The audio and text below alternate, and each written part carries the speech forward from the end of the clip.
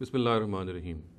تصور خدا کے حوالے سے ایک غلط فہمی ہمارے ہاں یہ پائی جاتی ہے کہ اللہ تعالیٰ نے جب انسان کو بنایا اس دنیا میں تو اس کو اپنا خلیفہ بنایا۔ یہ وہ تصور ہے جو ہمارے ہاں عام طور سے سیاسیاتی کتابوں میں بہت عام طور سے پایا جاتا ہے، مسلم سیاسیاتی کتابوں میں، اور عام طور سے ایسی کتابوں کی ابتدا جس چیپٹر سے ہوتی ہے اس میں یہ بتایا جاتا ہے کہ اللہ تعالیٰ نے جب انسان کو دنیا میں پیدا کیا تو اس کو اپنا نائب بنایا، خلیفہ بنایا۔ دیکھیے، قرآن مجید کی جس آیت سے اس کانسیپٹ کو ڈرائیو کیا گیا ہے، اگر اس پہ غور کیا جائے تو یہ معلوم ہوگا کہ یہ کانسیپٹ کی جو ڈیریویشن ہے یا اس آیت کے حوالے سے جو یہ نتیجہ نکالا گیا یہ درست نہیں ہے۔ قرآن مجید میں اللہ تعالیٰ نے ارشاد فرمایا ایک جگہ پہ سورہ بقرہ میں بالکل شروع میں، انی جاعل فی الارض خلیفہ، میں دنیا میں ایک خلیفہ بنانے والا ہوں۔ اس لفظ خلیفہ پہ اگر آپ غور کریں، اس کے دو مطلب ہیں جو عام طور سے بیان کیے جاتے ہیں۔ ایک مطلب تو وہی ہے جو نائب اور جانشین کا ہے، اور دوسرا مطلب یہ ہے کہ اختیار اور ارادے سے متصف کوئی ہستی۔ عام طور سے لوگوں نے پہلے مفہوم کو ترجیح دی ہے اور یہ کہا ہے کہ انی جاعل فی الارض خلیفہ سے مراد یہ ہے کہ اللہ تعالیٰ اپنا کوئی جانشین دنیا میں پیدا کرنا چاہتے ہیں۔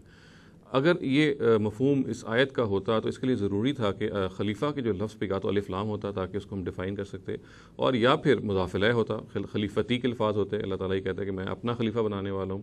جس طریقے سے آیت میں یہ لفظ آیا ہے اس کے لیے یہ موضوع نہیں ہے کہ اس کے لیے یہ ترجمہ اختیار کیا جائے۔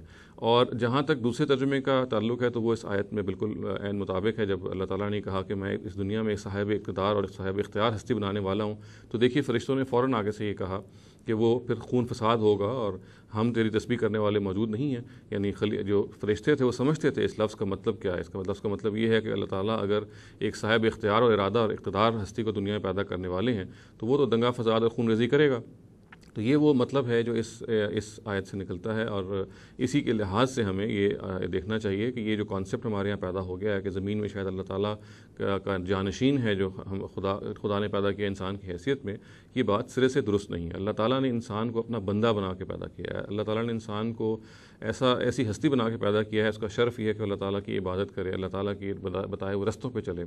جہاں تک یہ بات کا تعلق ہے کہ اللہ تعالیٰ نے کوئی خلیفہ یا اپنا نائب پیدا کیا، یہ وہ ایک کانسیپٹ ہے جو اس صدی میں غالباً یہ پیدا ہوا۔ اس سے پہلے یہ تصور بھی شاید نہیں موجود تھا، اور یہ تصور بھی ہمارے ہاں اب بہت زیادہ اس کی بہت زیادہ ایک شیوع ہو چکا ہے، بہت زیادہ لوگ اس کو بیان کرتے ہیں۔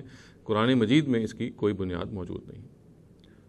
اقول قولی ھذا واستغفر اللہ لی ولکم ولسائر المسلمین والمسلمات۔